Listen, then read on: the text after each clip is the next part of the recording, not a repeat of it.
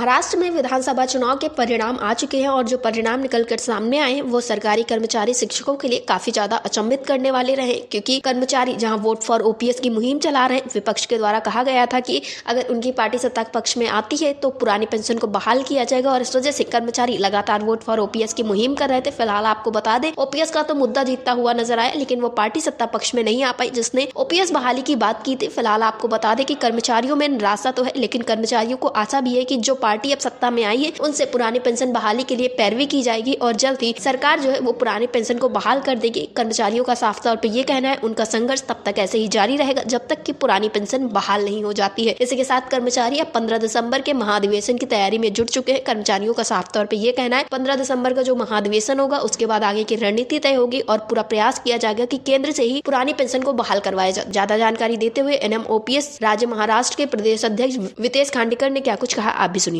वितेश जी, आपका हमारे चैनल अटल टीवी पे बहुत बहुत स्वागत है।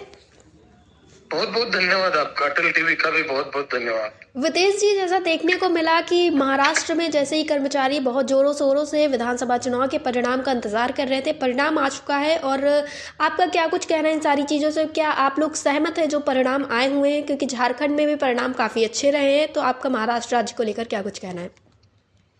परिणाम जो आए हैं वो काफी शॉकिंग है। महाराष्ट्र की जनता भी इसके बारे में सोच रही है, क्योंकि किसी भी सर्वे में या किसी भी जगह ऐसे निकाल आएंगे ऐसे किसी को अपेक्षा नहीं थी जी। पर जो निकाल आए हैं उसको स्वीकारना पड़ेगा। जो राजनीति पार्टियां हैं और वो उसका विश्लेषण कर रही है और हमसे ज्यादा उनके ज्यादा सोर्सेस है।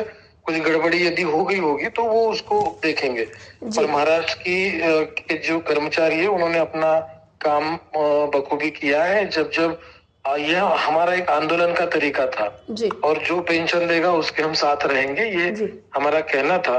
तो उसके लिए कर्मचारियों ने अपनी ताकत लगाई।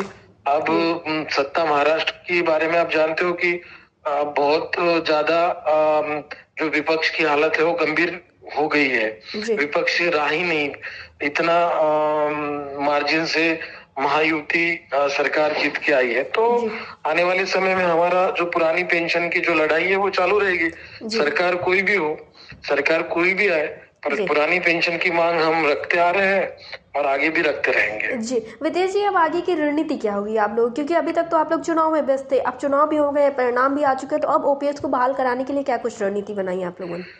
नहीं, अभी तो इसका एनालिसिस किया जा रहा है कि कहाँ चूक हुई है संगठन में। जो हमने सोचा था उसमें हम कितने सफल हुए, इसके बारे में अभी सोचा जा रहा है। जब अभी महाराष्ट्र में सरकार भी पूरी तरीके से बना नहीं है।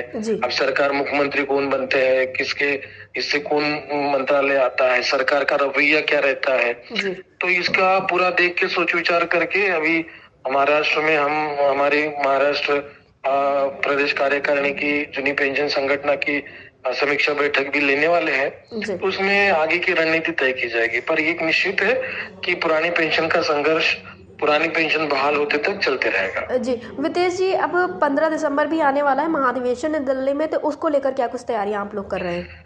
जी बिल्कुल, हमारी अच्छी तैयारी चल रही है और अभी केंद्र में हमें ज्यादा जोर देना पड़ेगा, क्योंकि जो केंद्र में लागू किया जाता है ओपीएस के बारे में, वैसे की वैसा महाराष्ट्र में भी लागू किया जाता है। तो कुछ बदलाव यदि ओपीएस एनपीएस में होते हैं, यूपीएस में होते हैं, तो वो बदलाव सीधे सीधे महाराष्ट्र सरकार लागू करता है, क्योंकि महाराष्ट्र में भी जो सरकार आई है महायुति और केंद्र में जो सरकार है मोदी जी की, वो एक ही पार्टी की सरकार है।